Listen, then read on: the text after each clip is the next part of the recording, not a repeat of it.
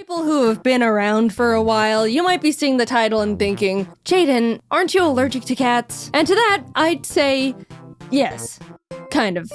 I'm actually not sure anymore. And for the people who know anything about me, you might see the title and think, Jaden, cats are literally the #1 natural predator to birds. And to that, I also say, yes, that one's 100% proven fact. So let me back up a bit and explain how we got here, because all the cards in the world were stacked against the idea of me getting a cat. Growing up, I was irrefutably and absolutely allergic to cats. My best friend had like 3 of the things, and every time I would hang out or sleep over at her house, I would be a sneezy, watery-eyed, snotty mess.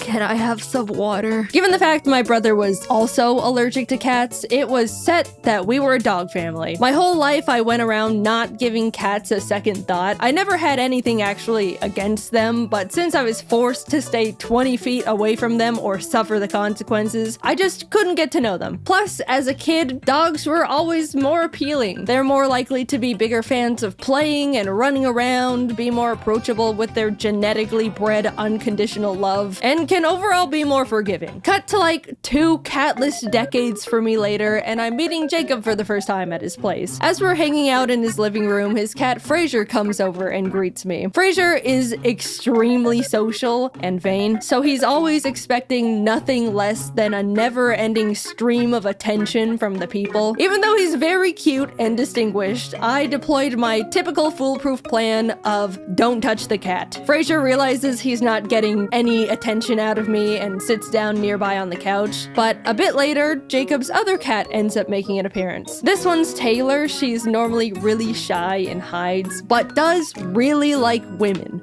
which I am. Taylor ended up crawling onto me and making herself really comfy in my womanly lap. Jacob, knowing I'm allergic, offered to take her away, but this was actually the first time a cat has ever done something like this to me. I've always been a bit of a cat magnet, if you want to call it that, because I act like they don't exist, which they interpret as me not pushing their boundaries and creating a comfortable environment for them to come up to me on their own terms. But never have I felt like a cat has chosen me like this before. I told Jacob I'm happy to let her stay comfortable on me, and I'll just reap the consequences of my sowing later on. This was my first extremely positive experience with the cat, and I honestly felt really happy and special and wanted to enjoy it. A few hours later, I'm saying my goodbyes, and during the drive back home, I realized I was completely fine. No sneezing, no itchy eyes, straight up nothing. I was so confused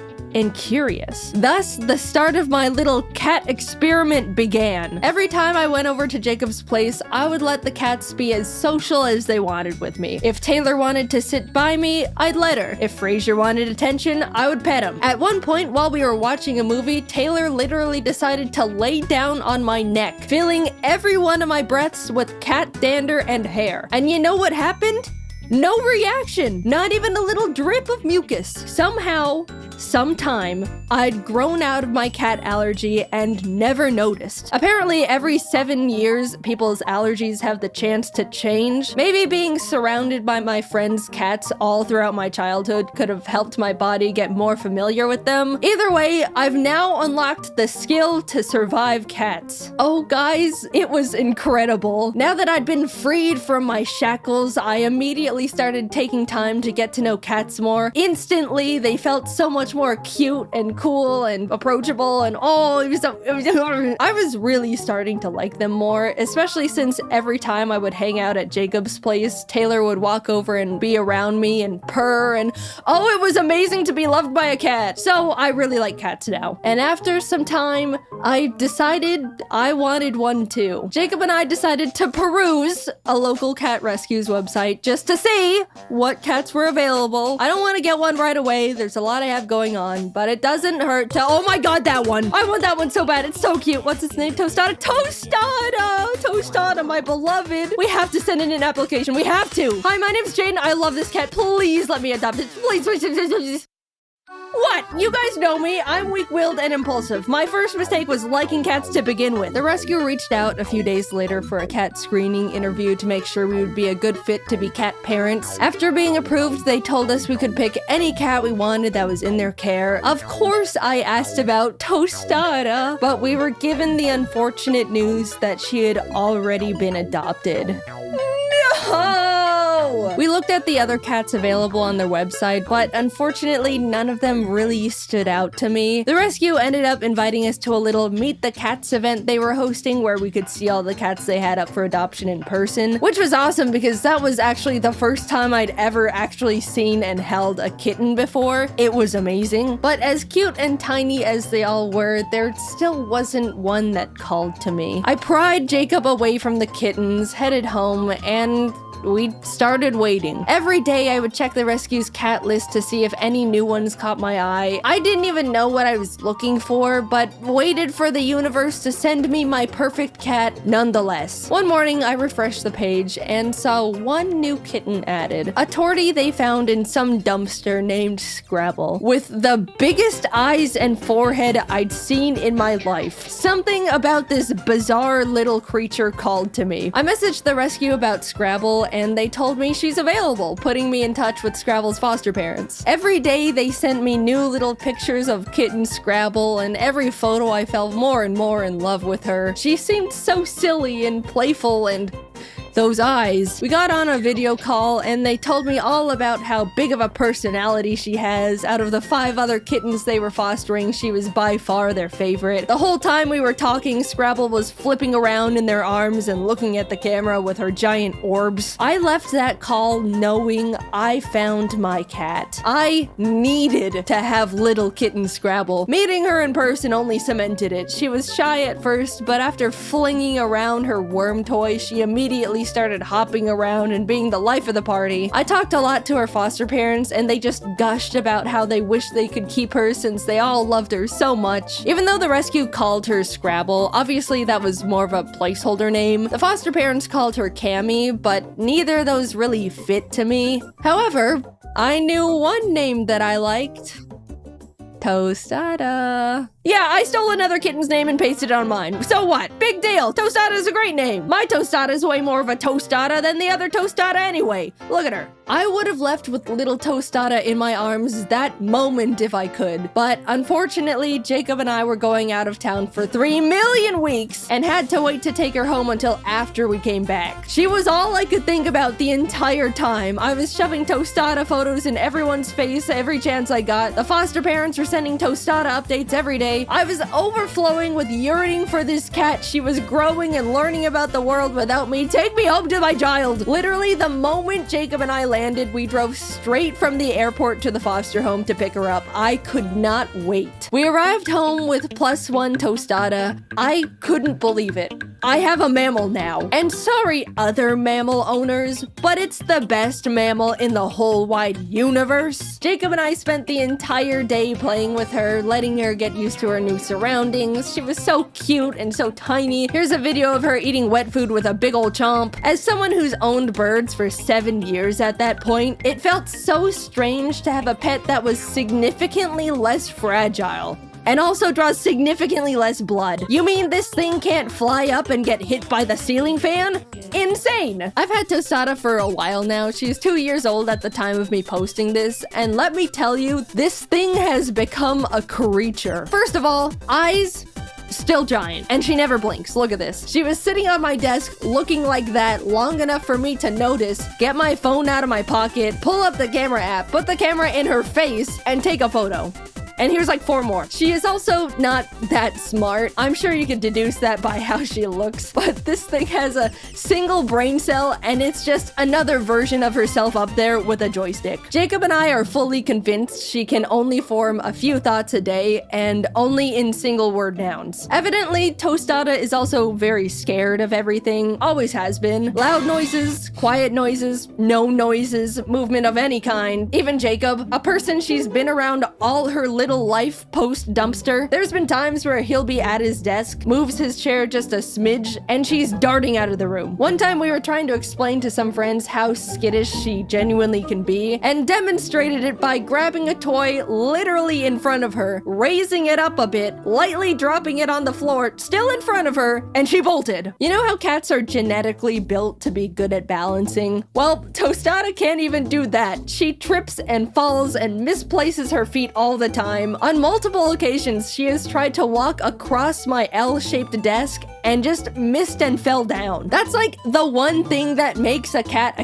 and nope, doesn't hit the mark there either. She's gotten better, but as a kitten, Tostada couldn't even jump. After I built her first cat tower, I watched as she attempted to jump up to the second level, not quite make it, and had to slam her arms down on the thing to hoist herself up like she was mountain climbing. But oh, is she the sweetest little thing. When I got a cat, I was expecting it to want its own space, come around when it wants, you know, general cat things. But this creature follows me from room to room with those high beams of hers. She sits on my lap while I'm at my computer, lays on my giant Pokemon plushes, mostly just looks up at me from the floor and just stares. When I'm sleeping, she'll just crawl into bed and tuck herself up right next to me. Look at all these photos of her straight up on me when I'm sleeping. Don't look too close though, I don't have makeup on. Bedtime is sacred to her. She loves bedtime. If I'm working late, Tostada will come into my office around 9 or 10 p.m., aka past Tostada bedtime, and just start crying, scratching on my chair, rolling around on the floor. It's pitiful. And if I still don't move after that, she'll go into the bedroom and drag over her string toy she always plays with. It's just so sad and pathetic. I always play string with her when she brings it over though, don't worry. But lately, she's picked up another routine habit, which is pats. Not all cats like the pats, but Tostada lives off them. It's when you just slap a cat's butt and it looks like you're hurting them, but they actually love it. However, Tostada's really particular about pats. First of all, I'm the only one allowed to give her pats. Jacob has tried and she runs away scared and offended every single time. Second, she has to receive pats on a specific spot on the floor of the closet. If I try to give her pats in like my office, she bolts to her floor spot, staring at me to continue them over there. Also, she begs to be pat every single night. Like clockwork, she'll sit like a gargoyle in front of the closet and cry pitifully until I come over there. Now, when I finally come over for pats, she'll flop on the floor and start horizontally rock climbing her way across the floor with her claws and tangle herself up in the Ethernet cables while I keep up the pats. You think I'm joking, but I'm very much not. This is the only way she accepts pats, and I have to give them to her every night or else she's miserable. Tostada's world is so small. She's really just around me, Jacob, Taylor, and Fraser, but she loves her simple family so much. When Kitten Tostada first met Fraser, she was terrified of him. She'd been around other adult cats before, but she'd never seen a flat cat in her life, and she was mortified. Of course, she's since warmed up to him and they play together and hang out all the time, they're best friends. But Tostada loves Taylor. Always has. She looks up to Taylor like a little baby sister admiring her cool, awesome older sibling. Unfortunately, Taylor hates it. They literally have a SpongeBob Squidward type of sibling relationship, and Tostada is so oblivious to it. Taylor has annoyingly swatted at Tostada so many times just for existing around her that Tostada now thinks it's a fun little game they play and will start chasing and swatting back at Taylor happily, not understanding cat social cues. Of course, never in a way that's too far, but just enough to get on Taylor's nerves even more. Between the three of them, they all have such different little personalities and relationships to each other. It's made our lives so much more entertaining. And to anyone concerned about the birds, don't worry. I've got Ari and Tofu very separated from the cats. They're safe in their own blocked off room connected by a double door system that ensures no possible interaction between bird and cat. If anyone is thinking about getting cats and birds as pets, it is possible, but just make sure the two are very separate, especially if you have smaller birds like conures or budgies. I'm sure there's people out there that have trained their cats to be fine around a pet bird, but to me, all it takes is one accident or attack for you to just not have a bird anymore. Plus, having the two of them takes a huge amount of time and commitment. I've said it before and I'll say it forever. I love my birds to death, but they do not make good pets for the very large majority of people. In terms of allergies, I do think I was originally still a little bit allergic to Tostada, ironically. When I first got her, I was sneezy and sniffling. Nothing allergy pills couldn't fix, and it never was as bad as my original cat allergy. But I think I've been growing out of that one too, because nowadays I don't have any reaction to her at all. Bodies are a mystery. I am building my immunity to everything. Next up is rat poison. I didn't think I would make a video talking about this thing, but Tostada's just got such a funny little personality and has become such a big part of my life. She may be the description of autism, but I love her more than the world itself, and I know I'm the center of her little life too. I don't even see her as a cat. She's just a little creature that follows me around looking weird, but I love it, and I'm so glad I grew out of my cat allergy just so I can have her. It really has been so different owning a cat, mainly because I know Tostada won't just bite me at any given chance, unlike some avian creatures. Thanks for watching the video. Heads up, I'm going to be announcing new merch again soon, so be on the lookout for that. The last drop went so well, and I'm really glad that so many of you guys enjoyed it. I'm so excited to finally be getting back into making fun merch, and it really helps me out a lot. Alright, sorry, thanks. Anyway, I'll talk to you later. Bye-bye.